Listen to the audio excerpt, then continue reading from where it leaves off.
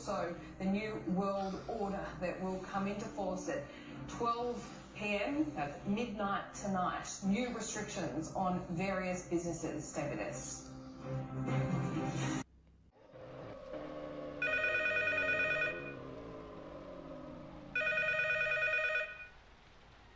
You've been chosen.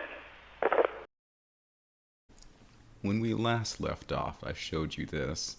1,600 now infected across the state and rising. This is a special edition of 7 News, bringing you the latest on the coronavirus crisis. Here's what's coming up. The new world order. Our army comes marching in, partnering with police to help enforce the country's tough new quarantine laws. Plus, And here's the person who recorded that video's take. I presume her name's Carmen Rivera. So we've just taken a turn into the Twilight Zone. Oh, guys, the reality of it is it was coming. We knew it was coming because it's prophetic. And, you know, we have been warned for thousands of years these things were coming.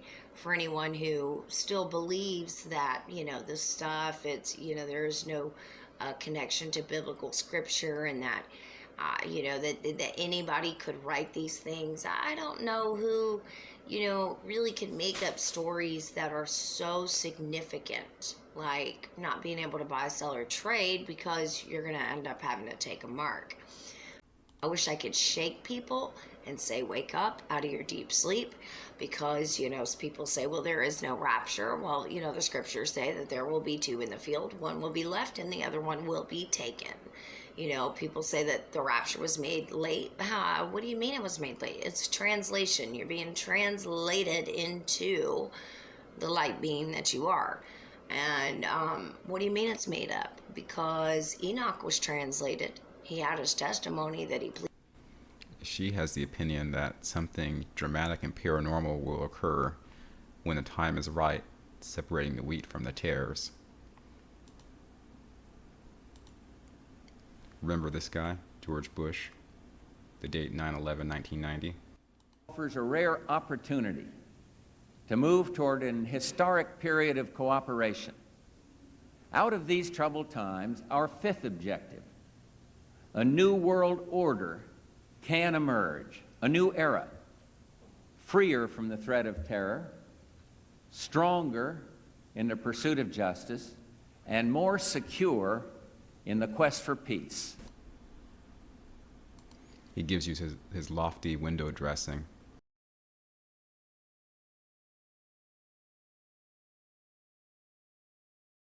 I know, and you said this yesterday, I know you agree, I'm not putting words in your mouth, that this is a response to them losing control. Can you elaborate on that and then talk about how we break out of this caste system? Yeah, so look, if you go back 6 months before this coronavirus fear-mongering hit, what was going on? You had massive protests in Hong Kong. Even in Wuhan 6 months ago, in the place where this virus was supposedly first found, you had people protesting anti-pollution protests, Alex. In France, remember all those protests? Venezuela protests. And then you had the election of two very big populist leaders, Donald Trump in the United States and Narendra Modi in India. This event, the global elite never wanted to occur. So you have massive growth, uprisings of anti-establishment uprisings. That's what was taking place. And in the United States... And don't forget Brazil, don't forget everywhere. That they admit the New World Order's in trouble. That's what was going on. Let's be clear. This is 1943. We've taken most of France. We're about to go into Germany. This is Zeb Dietrich and the Battle of the Bulge. This is Hitler's final counteroffensive. Exactly. They're losing. Exactly. What's fundamentally happening here is we see the uprising of people, basically the little weasels like Bill Gates, the weasels like Zuckerberg, and the controlled opposition. They're like, holy shit, this guy, a guy like Shiva is out there telling people to go on the ground. And that's why we won in New Jersey. We won in January 6th, 13th, when we stopped one of the vaccine bills. Well, isn't it interesting? Right after that, coronavirus fear-mongering comes out. You suddenly see this explosive thing. So what we're looking at is that people are starting to rise up. People like myself, credentialed people, can expose these guys. People like you've been doing it for years, we're starting to join forces. This scares the bejesus out of them. This is really it. They are going for broke. The frank totalitarianism is being ramped up because the resistance to tyranny is gradually growing stronger and stronger year by year.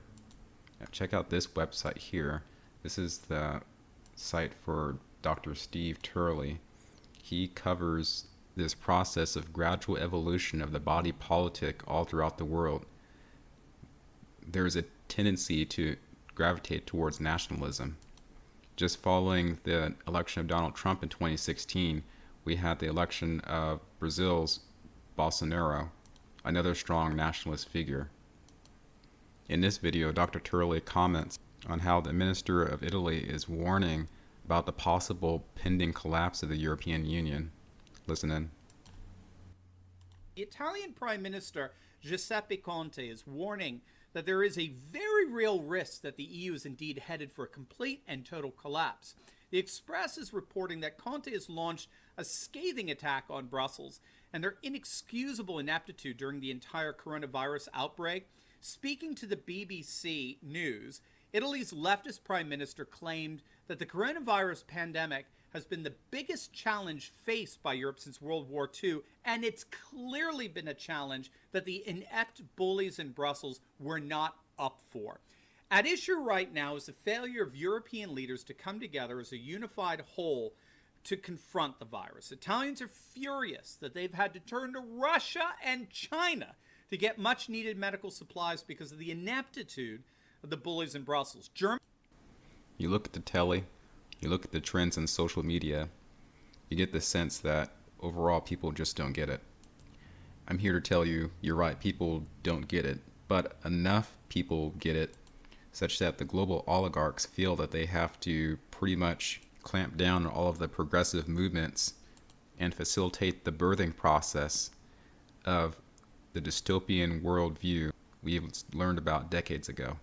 Of course, they have to know the more you try to lock down a mind that wants to be free, the more you have to prepare yourself for the possibility that the mind will negotiate a strategy to resist the downward pressure and to eventually strive for freedom. The media is not going to show you that the plan of Gates and Soros and Astor and Brzezinski and Rockefeller is hurting. You have to use your intuition and look for the subtle signs. Make sure your friends and family know that they think that they have won. They think that they have successfully foisted upon us the New World Order. We're in a late hour in this struggle, but it's not over just yet. When your enemy is attacking at its fiercest, that's also when it's at its most vulnerable position. Their plan really started to get into motion with the Club of Rome Accords. This is the Club of Rome website. They're going to come for you with the sustainable development. But girt with our full armor, we ready for them at the pass. Good luck.